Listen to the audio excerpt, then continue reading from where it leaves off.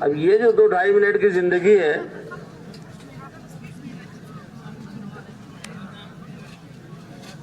یہ زندگی اتنی اہم ہے کہ اس زندگی کا ہر لمحہ یا اس کی آخرت کو بنا رہا ہوگا یا بگاڑ رہا ہوگا۔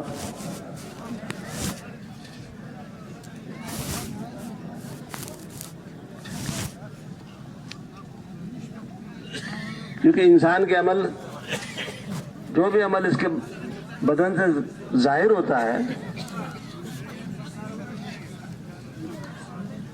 ہر وہ عمل ہے، دیکھنا، سننا، بولنا، کھانا، پینا، اٹھنا، چلنا، پھرنا، پکڑنا، لینا، دینا، اب یہ عمل جو اس کے بدن سے ظاہر ہو رہے ہیں،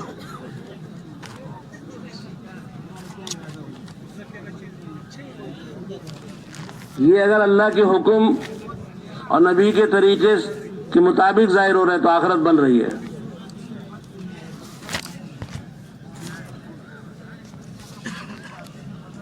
اگر یہ اس کے خلاف ظاہر ہو رہے ہیں تو آخرت بگڑ رہی ہے۔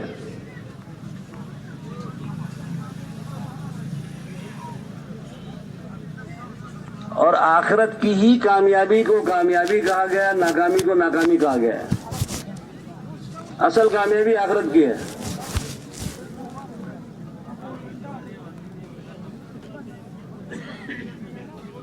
یوں کہا کہ کامیاب وہ شخص ہے جو جہنم سے بچ گیا، جنت میں چلا گیا، بس یہ کامیاب ہے۔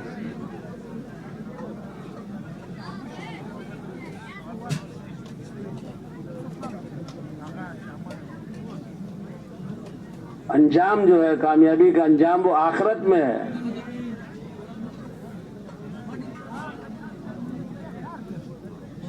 دنیا میں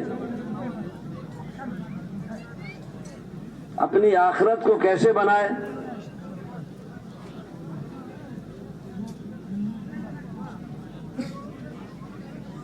یہ سمجھانے کے لیے اللہ پاک نے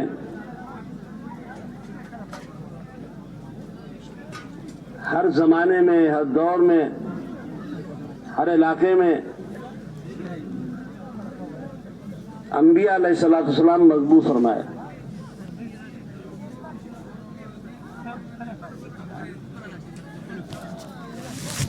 اور انبیاء علیہ السلام کی جو بعثت کا مقصد ہوتا تھا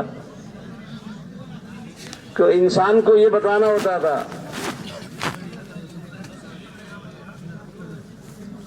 کہ تمہاری خلقیت کا مقصد کیا، دنیا میں بھیجے جانے کا مقصد کیا،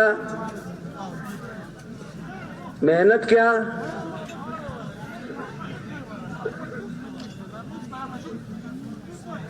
یہ انبیاء علیہ السلام آ کے سمجھاتے تھے انسانوں کو کہ اللہ نے کیوں پیدا کیا، کیوں دنیا میں بھیجا، اور یہاں سے کہاں جائے گا۔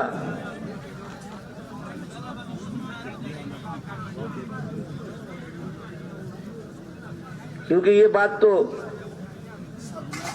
اس سے تو کوئی انکار نہیں کر سکتا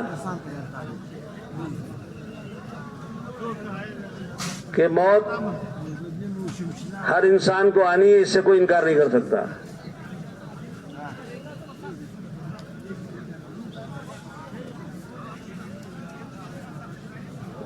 دہریہ ہو، خدا کا انکار کرے، لیکن اس کا انکار دہریہ بھی نہیں کر سکتا کہ موت نہیں آئے گی۔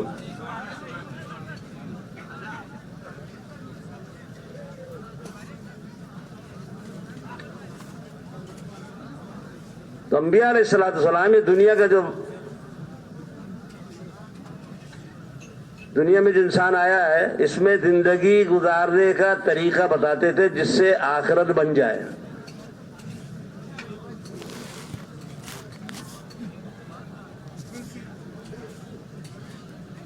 کیونکہ انسان دنیا کی پھیلی ہوئی چیزوں میں پھنس کر غافل ہو جاتا، اور شیطان اور نفس اس کے دشمن اس کو غفلت میں ڈالتے ہیں۔ کہ اللہ پاک نے مہربانی کی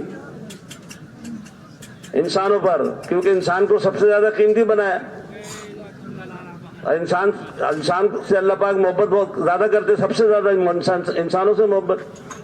اس لیے اللہ پاک نے یہ رہبری اور رہنمائی کے لیے انسانوں پر مہربانی کی کہ نبیوں کو، انبیاء علیہ السلام کو مبعوث کیا کہ جا کے سمجھاویں، کیونکہ ان کے ساتھ دشمن لگا ہوا ہے، شیطان اور نفس. کہیں دنیا کی چیزوں میں اس کو پھنسا کر غافل نہ کر دے آخرت سے.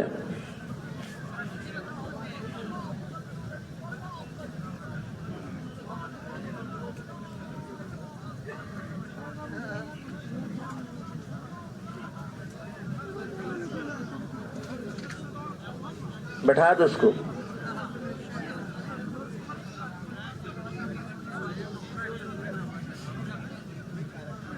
اللہ پاک نے حالانکہ انسانوں کو سب سے زیادہ عقل دی، سمجھنے کی سوجھ بوجھ سب سے زیادہ انسانوں کو دی ہے،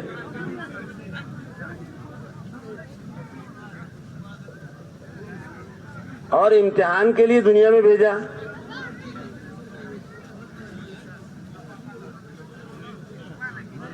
امتحان یہ ہے، شیطان و نفس یہ امتحان کے لیے ہے، امتحان ہے اس میں.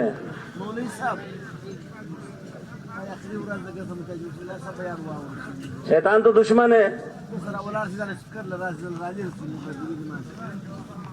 اس لیے دشمن ہے کہ اس کی وجہ سے انسان کی وجہ سے شیطان ہوا. اگر انسانوں کو سجدہ کرنے کے لیے اللہ پاک نے کہا تو سجدے کا انکار کیا تو اللہ نے شیطان بنا دیا، مردود کر دیا. تو یہ بھی نیچے آیا، انسان بھی آیا.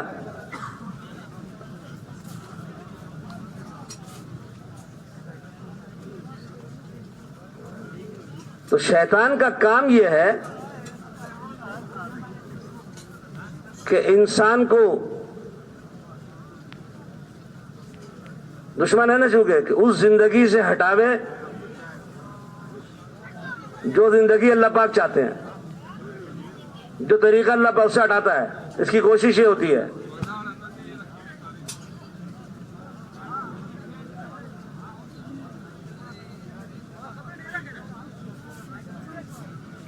اور اگر انسان محنت صحیح نہ کرے تو اس میں پھنس بھی جاتا ہے.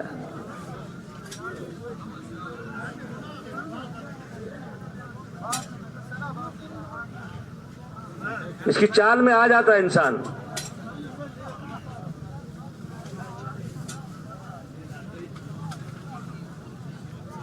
کیونکہ جو کچھ انسان کو نظر آ رہا ہے، جو کچھ انسان کو نظر آ رہا ہے، جہاں تک انسان کی نظر پہنچ سکتی ہے، یہ اس کو حاصل کرنے میں اپنی کامیابی سمجھتا ہے. یہ شیطان سکھا رہا ہے.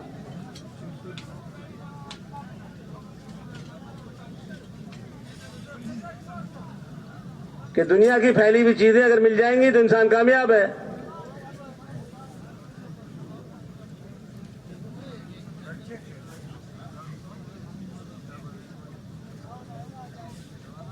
اس لیے انبیاء علیہ السلام آ کر غیب کی خبریں بتاتے تھے، غیب کی، جو انسان کو نظر نہیں آتا.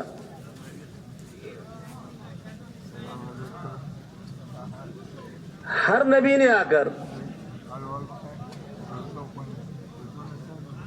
سب سے پہلے، ہر نبی نے آ کر اللہ رب العزت کا تعارف کرایا.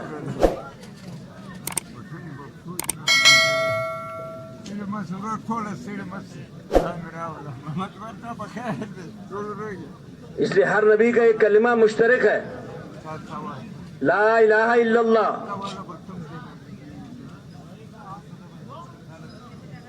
آدم علیہ السلام سے لے کر حضور پاک صلی اللہ علیہ وسلم تک ہر نبی کا کلمہ مشترک.